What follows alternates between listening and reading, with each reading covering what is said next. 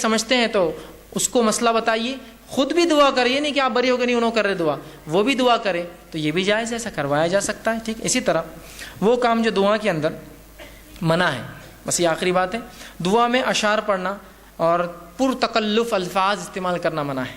اشعار، شعر شاعری، مطلب بالکل طرز میں دعا پڑھتے نا، فلاں فلاں فلاں فلاں فلاں، وہ چلتے رہتا، کچھ لوگوں کا بالکل ایک ٹیپ چلتا ہو، شاعری اور فلاں اور فارسی شاعری کے اندر دعا کرنا، اور پرتکلف الفاظ، بہت ہی تکلف ایسے الفاظ کی پیچھے والے خالی دیکھ رہے ایک دوسرے کو کیا کر رہا بول کریے، یہ دعا ہے اس کی، پرتکلف الفاظ، ٹھیک ہے، یہ درست نہیں ہے، بخاری کی روایت ہے۔ اسی طرح ابن ماجہ کی روایت ہے، آپ صلی اللہ علیہ وسلم نے فرمایا کہ دعا میں غیر ضروری باتیں کرنا منع ہے، غیر ضروری باتیں کہ جنت ہونا، یہ ہونا، اس میں فلاں ہونا، بس جنت کا سوال کیجیے، جہنم سے نجات کا سوال۔ اسی طرح اپنے گناہوں کی جو ہے دنیا میں سزا مانگنے کی دعا کرنا یہ منع ہے کہ آپ اللہ سے ایسی دعا کریں۔ صحیح مسلم کی روایت ہے، ایک صحابی نے ایک دعا کی، اللہ میرے گناہوں کی سزا مجھے دنیا میں دے دے، اور وہ بیمار پڑ گیا، آپ صلی اللہ علیہ وسلم ان کی عیادت ہوئے، کہا تو نے کیا کیا ایسا؟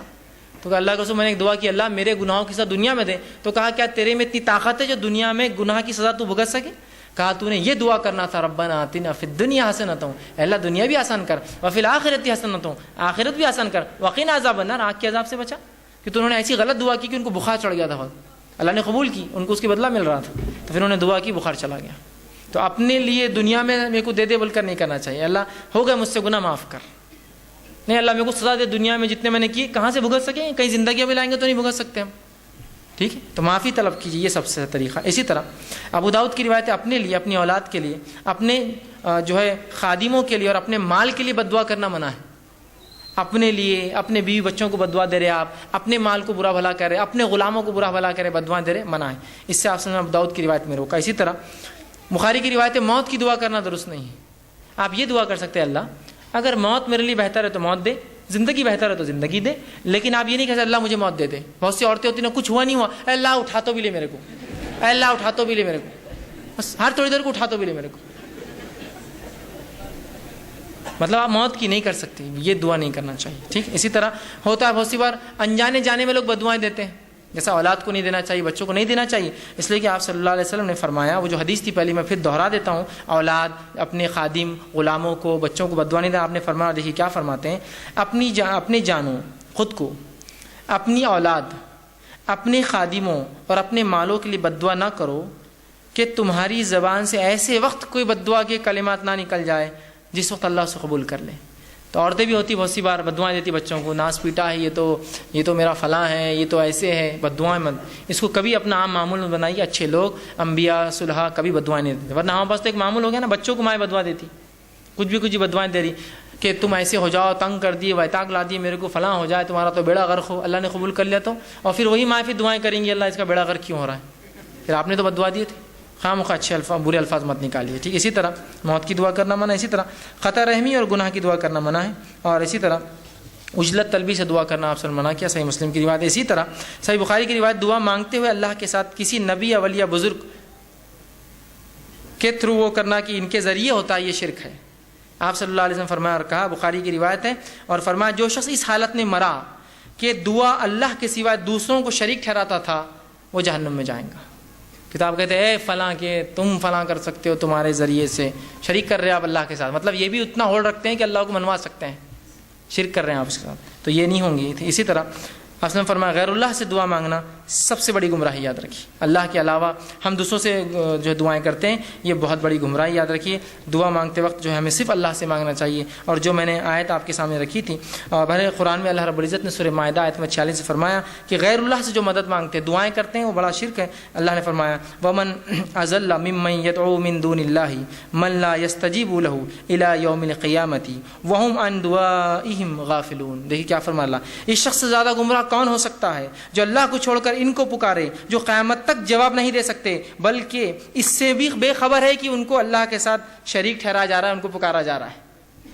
آج انہی سے مانگتے ہیں نا ہم، جو سن بھی نہیں سکتے ہماری بات، بے خبر ہے ہماری باتوں سے، کہاں جا کے مانگ رہے ہیں آپ، جو سن بھی نہیں سکتا، اس کو پتہ بھی نہیں چلے قیامت دن میرے کو شریک کر دیا تھا اس نے اللہ کے ساتھ، ٹھیک ہے، تو یہ دعا مانگنا حرام ہے۔ اسی طرح جو ہے اللہ رب العزت نے دعاؤں کے تعلق سے قرآن نے بڑی وہ ترغیب دلائی، اور اللہ کے علاوہ دعا مانگنا بہت سخت گناہ بتایا۔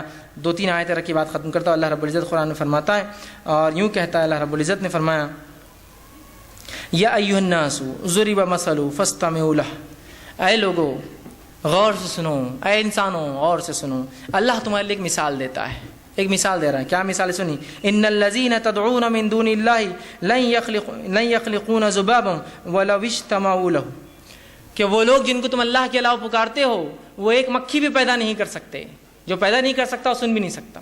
وہ ایک مکھی بھی پیدا نہیں کر سکتے، اور مکھی پیدا کرنا تو دور، اگر مکھی ان کے سامنے سے کچھ لے کر اڑ جائے تو اس سے واپس چھیننے کی طاقت بھی نہیں رکھتے. بڑے کمزور ہے جو ایسوں سے مانگتے ہیں، اور بڑے کمزور ہے جو لوگ مانگنے والے ہیں. کتنا کمزور ہے نا. آپ کس سے مانگ رہے ہیں؟ جس کے سامنے چڑھاوے رکھے ہوئے ہیں، ایک مکھی لے جائے تو اٹھا کے مار بھی نہیں سکتا ہو، آپ اس سے مانگتے ہو. جو مکھی پیدا نہ کر سکے اس سے دعائیں کرتے ہو، جبکہ وہ مکھی اڑانے کی طاقت بھی نہیں رکھتا. جو شخص وہ خود غافل ہے آپ کی ان دعاؤں سے، قیامت کرو انکار کریں گا آپ کے شرک. اللہ میں نے تھوڑی کہا تھا ان سے مجھ سے مانگو، یہ تو یہ لوگ پکڑ لیے مجھے اس کے بعد. ٹھیک ہے. اسی طرح یہ جو سورہ حج کی آیت نمبر 73 اور 74 تھی. آگے اللہ رب العزت سورہ ابراہیم آیت نمبر سورہ فاطر سورہ نمبر 35 آیت 14، 13 اور 14 فرماتا ہے والذین تدعون من دونہ ما یملکون من قطمیر. وہ لوگ جو اللہ کے علاوہ کسی اور کو پکارتے ہیں دعاؤں میں، انہوں نے تو ذرہ بھی پیدا نہیں کیا. ذرہ، قطمیر کہتے ہیں کھجور کی گٹلی کے اوپر ایک چھلکا آتا ہے پتلا، وہ بھی نہیں پیدا کیا انہوں نے تم جس سے دعا مانگتے ہو. ان تدعوہم لا یسمعوا، اور جب تم پکارتے ہو سن بھی نہیں سکتے ہو، بہرے ہو، ان کو سنے نہیں آتا ہے.